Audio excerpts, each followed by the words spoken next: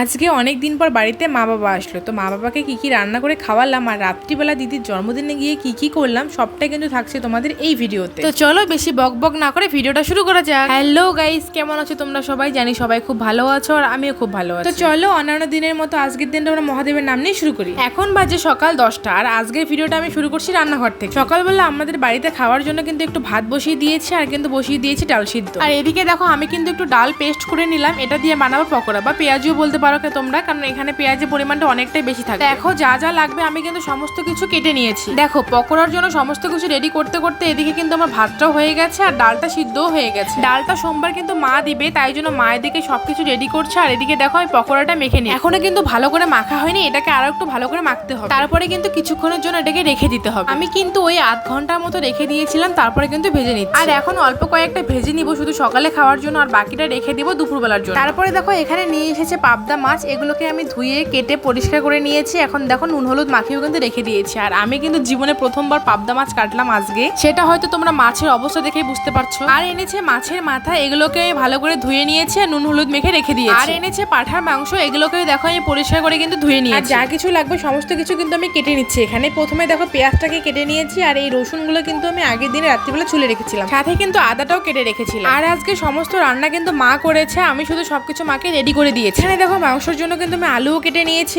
মা দেখো এদিকে কিন্তু রান্না শুরু করে দিয়েছে। প্রথমে কিন্তু দেখো মাছগুলোকে ভেজে নিচ্ছে। আর আজকে আমি এমন মাছ কেটেছি যে মাছ থেকে মাছের মাথা খুলে পড়ে যাচ্ছে। দেখো পাবদা মাছ বানানোর জন্য যে মশলাটা লাগবে সেটা কিন্তু আমি রেডি করে দিয়েছি মাকে, আর মা দেখো রান্না কিন্তু শুরু করে দিয়েছে। মাছগুলো ভাজা হয়ে গেছে, মশলা কষানো হয়ে গেছে, মা কিন্তু ঝোলের জল দিয়ে দিয়েছে। আর এই আমটাকে এখন কেটে নিব, এই আমটা দিয়ে বানাবো কিন্তু চাটনি। এরই মধ্যে কিন্তু বাবা মাও চলে আসে আর ওদেরকে বানিয়ে দিয়েছিলাম চা, সাথে কিন্তু আমাদের জন্য একটু করেছি। ওরা আস্তে আস্তে প্রায় 1টা বেজে গেছে। আর কিছুক্ষণ পরে দেখো আমি সবার জন্য এখানে আম কেটে নিলাম। দেখো রান্নাটা যেহেতু মা করেছে তাই জন্য দেখো আমি কিন্তু সেভাবে কোনো ভিডিও নিতে পারিনি, সবকিছু শুধু অল্প অল্প করে তুলেছি। পাবদা মাছের ঝাল আর মুড়ি ঘন্ট কিন্তু হয়ে গেছে। এখন একদিকে আমার মাংস বসিয়েছে আর একদিকে চাটনি। আর কষানো মাংস খাবো না তা কি কখনো হয় বলো? মাংসটা দেখো কষানো কিন্তু হয়েও গেছে আর মা কিন্তু ঝোলের জল দিয়েও দিয়েছে। এখন শুধু ঝোলটা একটু শুকিয়ে গেলে মাংসটা একদম রেডি। এখন দেখো সব রান্নাই কিন্তু শেষ, তাই জন্য আমি পকোড়াগুলোকে ভেজে নিই। তো চলো এখন তোমাদেরকে সব রান্নাগুলো দেখাই আমি কি কি রান্না করেছি, মানে আমি না মা করেছে। হয়েছে কিন্তু মুসুর ডাল, আর এখানে দেখো করেছি পাবদা মাছের ঝাল, আর এখানে হয়েছে তোমার আমের চাটনি, যেটা খেতে আমার খুবই ভালো লাগে, মানে খুবই ভালোবাসি আমি এটা খেতে।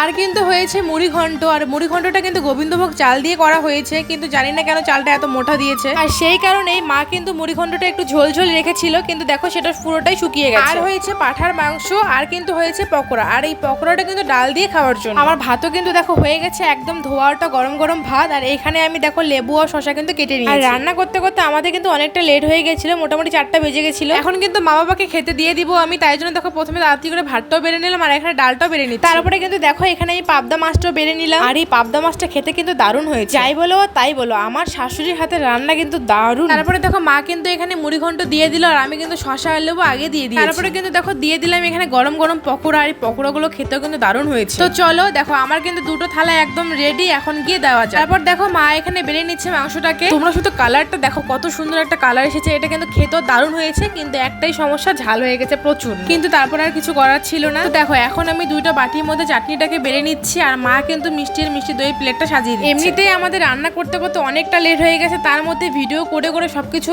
ম্যানেজ করা অনেকটাই ডিফিকাল্ট। এখন শুধু আমাদের রান্নাঘরের অবস্থাটা দেখো কি হয়েছে। চলো এটাকে টুক করে পরিষ্কার করে নেই। যা পরিষ্কার করার পর ভিডিও নিতেই ভুলে গেছি। তারপরে কিন্তু আমরা সবাই মিলেও খাওয়া দাওয়া করে নেই। আমাদের খাওয়া দাওয়ার পর কিন্তু সবাই মিলে একটু রেস্ট নিয়েছিলাম। তারপর ওরা সবাই মিলে কিন্তু একটু ঘোরার জন্য বের হয়েছে। বাবাদের কিন্তু যাওয়ার কথা ছিল একটু রাজবাড়িতে ঘুরতে, কিন্তু আমাদের রান্না করতে করতে এতটাই লেট হয়, খাওয়া দাওয়া করতে করতে আরো লেট হয়ে যায়, তাই জন্য পরে ওরা আর যেতে পারেনি। এখন ওই 7টা মতো বাজে, ওরা কিন্তু ঘুরে বাড়ি চলে এসেছে। এখন আমি ওদের জন্য চা বানাচ্ছি, আর মা বাবা কিন্তু বাড়ি যাবে রাত্রিবেলায়। চাটা খেয়ে কিন্তু আমরাও বেরিয়ে পড়ি মা বাবার সঙ্গে, মা বাবাকে বাস স্ট্যান্ড অব্দি এগিয়ে দেওয়ার জন্য। সেদিন যেহেতু রবিবার ছিল তাই বাস অনেকটাই কম ছিল, আমরা দেখো কাছের মোড়ে এসে কিন্তু দাঁড়িয়েছিলাম। অনেকক্ষণ দাঁড়িয়ে থাকার পরেও কোনো বাস আসেনি, তাই জন্য পরে আমরা বাস স্ট্যান্ডে চলে যাই। এই বাসটা কিন্তু 8:30টার মধ্যে ছেড়ে দিবে। মা বাবাকে দেখো বাসে উঠিয়ে দিয়ে আমরা কিন্তু ওখান থেকে চলে আসি, যাবো কিন্তু মাসি বাড়িতে। দিদির আছে আজকে জন্মদিন। এখন বলি কোন দিদির আমার জন্মদিন। লাস্ট ভিডিওতে যে দাদার জন্মদিনের কথা আমি বলেছি সেই দাদারই বউয়ের কিন্তু আজকে জন্মদিন। দাদার জন্মদিন ছিল 3 তারিখ আর দিদির জন্মদিন কিন্তু 6 তারিখ। তারপরে গেছিলাম একটা জামা কাপড়ের দোকানে, এখান থেকে দিদির জন্য একটা কুর্তি নিয়ে নিলাম। আর তারপরে দেখো চলে আসি কিন্তু মাসি বাড়িতে। মাসি বাড়িতে আস্তে আস্তে আমাদের কিন্তু 9:30টার মতো বেজে গেছিল। তারপরে দেখো ছোট মাসি আর বুনুও কিন্তু চলে এসেছে এখানে। তো এখন কিন্তু দেখো 10টা মতো বাজে, দিদি কিন্তু এখন কেক কাটবে, তাই জন্য দেখো দিদির মা দিদিকে আশীর্বাদ করে নিচ্ছে। দাদা কিন্তু দিদিকে এই হেলমেটটা গিফট করেছে জন্মদিন উপলক্ষে। তারপরে দেখো দিদি কিন্তু এখানে সবার সঙ্গে বসে কেকটা কেটে নিচ্ছে।